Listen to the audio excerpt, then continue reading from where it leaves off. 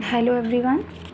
This is our fifth topic of this chapter, and the name of the topic is Administration Produces Records.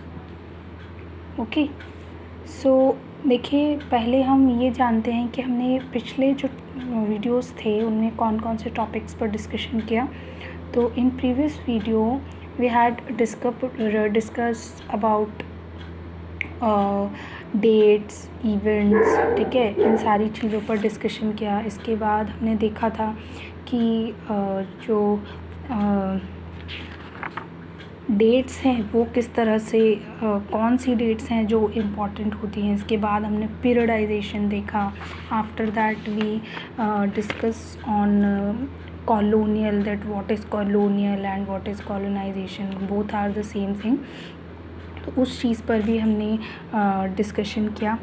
अब वो हमारे chapter का one part ख़त्म हो गया, समझ लीजिए. अब यहाँ से एक नेक्स्ट पार्ट स्टार्ट हो रहा है इस टॉपिक से, that how do we know, क्या जो सोर्सेज हैं, या एक तरह से अगर हम बात करें तो what sources do historians use in writing about the Indian history. तो कौन कौन से ऐसे सोर्सेज हैं जो हिस्टोरियंस जो हैं वो अपनी हिस्ट्री लिखने में, इंडियन हिस्ट्री लिखने में यूज़ करते हैं उन सोर्सेज का. तो वो कौन कौन से सोर्सेज हैं वही हम इस वीडियो में देखेंगे.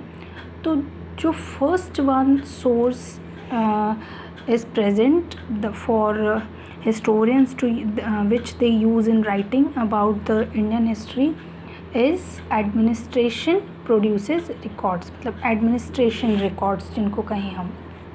तो इसे स्टार्ट करते हैं हम. How do we know about the 250 years of Indian history? हम ये कैसे जानेंगे कि आज से 250 साल पहले इंडियन हिस्ट्री में क्या हुआ था.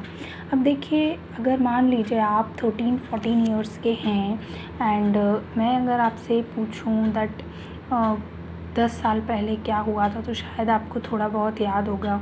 मैं आपसे पूछूं कि 12 साल पहले क्या याद हुआ था तो वो शायद आपको थोड़ा बहुत याद होगा.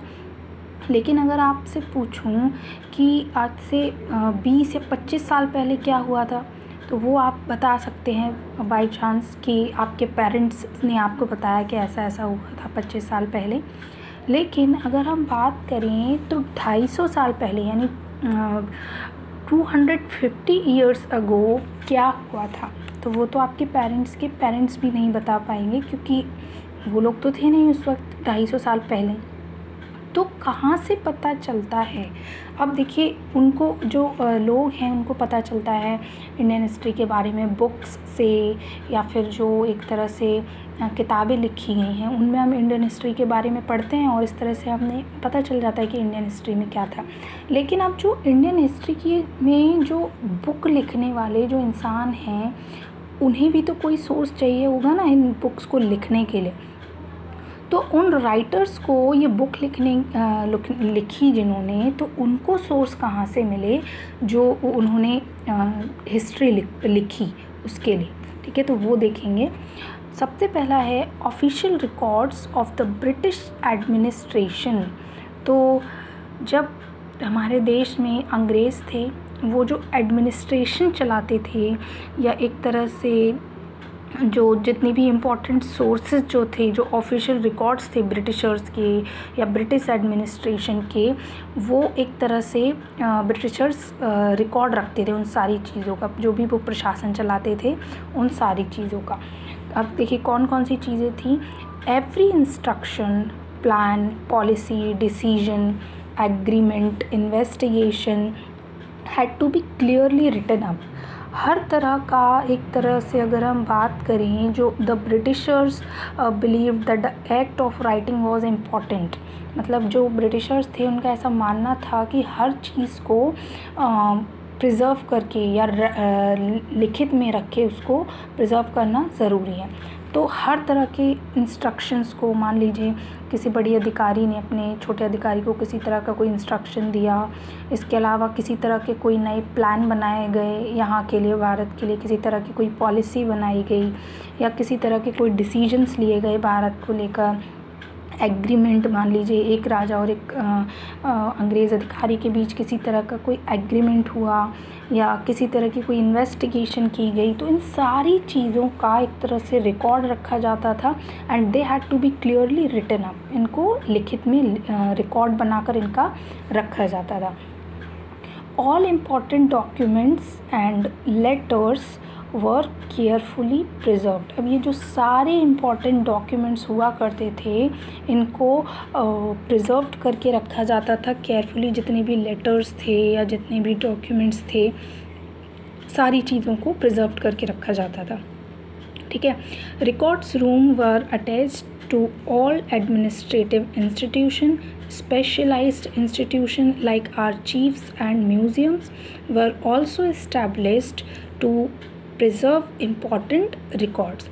अब देखिए ये जो सारे डॉक्यूमेंट्स जो हैं या जो लेटर्स हैं या जितनी भी सारी चीज़ें हैं उनको प्रिजर्व करने के लिए एक अटैच रिकॉर्ड रूम बनाया जाता था जो एडमिनिस्ट्रेशन या एडमिनिस्ट्रेटिव इंस्टीट्यूशंस होते थे। मान लीजिए पुलिस स्टेशन है या किसी बड़े ऑफिसर का ऑफिस है तो उससे अटैच्ड करके रिकॉर्ड रूम बनाए जाते थे।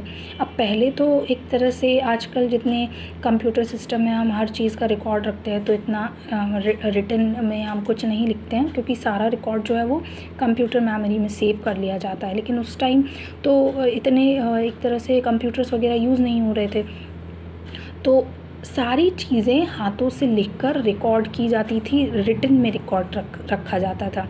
तो जो रिकॉर्ड रूम्स थे वो अटैच रहते थे एडमिनिस्ट्रेटिव इंस्टीट्यूशंस से। इसके अलावा स्पेशलाइज्ड इंस्टीट्यूशन बना दिए गए जैसे आर्चीव्स और म्यूज़ियम्स। आपने म्यूज़ियम्स देखे होंगे जिनमें पुरानी पुरानी चीज़ें, मूर्तियाँ, वो सारी चीज़ें प्रिजर्व करके रखी जाती हैं। उसी तरीके से आर्चीव्स होती हैं जहाँ पर जितने भी बड़े बड़े एक तरह से इम्पॉर्टेंट डॉक्यूमेंट्स हैं उनको सेव करके रखा जाता है, उसे आर्चीव कहा जाता है। ओके, तो ये भी इस्टेब्लिश किए गए ताकि जो जितनी भी इम्पॉर्टेंट रिकॉर्ड्स हैं उनको प्रिजर्व करके रखा जा सके और आगे जाकर उन रिकॉर्ड्स के द्वारा हम हिस्ट्री लिख सकें। Letters and memos of various branches were also preserved, reports and instructions। अब देखिए लेटर्स और मेमोज़ क्या होते हैं। लेटर्स तो मान लीजिए एक इंसान ने किसी दूसरे इंसान को या फिर एक ऑफिसर ने किसी दूसरे ऑफिसर को लेटर लिखा, तो वो इसके अलावा मेमोज़। अब देखिए मेमोज़ क्या होते हैं, ज्ञापन, जिसको हम बोले एक इम्पॉर्टेंट डॉक्यूमेंट, क्योंकि अलग अलग डिपार्टमेंट्स होते थे ब्रिटिशर्स के, तो एक डिपार्टमेंट ने कोई ज्ञापन या इम्पॉर्टेंट इन्फॉर्मेशन दूसरे डिपार्टमेंट को एक तरह से फॉरवर्ड की, उसे हम मेमोज़ कहा करते थे। तो अलग अलग तरह के मेमोज़ अलग अलग जो ब्रांचेस थी उनमें भी प्रिजर्व करके रखी जाती थी। जो रिपोर्ट्स होती थी, जो इंस्ट्रक्शंस होते थे, वो सारी चीज़ें क्या किया जाता था, ब्रिटिशर्स द्वारा एक तरह से प्रिजर्व करके रखा गया। These documents were carefully copied out and beautifully written by calligraphists।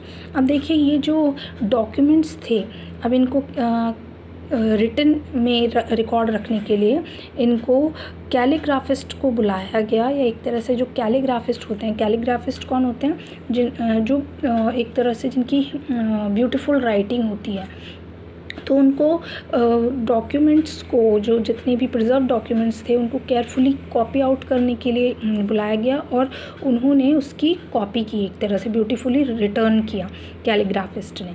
और इसके बाद अब देखिए पहले उस टाइम तो फिर धीरे धीरे क्या प्रिंटिंग प्रेस आ गई, अंग्रेज़ों ने प्रिंटिंग प्रेस का एक तरह से डिस्कवरी की, तो अब ज़्यादा से ज़्यादा कॉपीज़ इन डॉक्यूमेंट्स की छापी जाने लगी। पहले तो हाथों से कैलीग्राफिस्ट के द्वारा लिखवाई जाती थी, लेकिन जैसे ही प्रिंटिंग मशीन का आविष्कार हुआ, डिस्कवरी हुई, तो जो एक तरह से ब्रिटिशर्स थे उन्होंने अपने ऑफिशियल डॉक्यूमेंट्स को क्या करना स्टार्ट कर दिया, और भी ज़्यादा कॉपीज़ उनकी बनाना स्टार्ट कर दिया, प्रिंट करना स्टार्ट कर दिया, ताकि आगे जाकर जो रिकॉर्ड्स हैं उनको और ज़्यादा तरीके से, अच्छी तरीके से क्या किया जा सके, सेव करके रखा जा सके।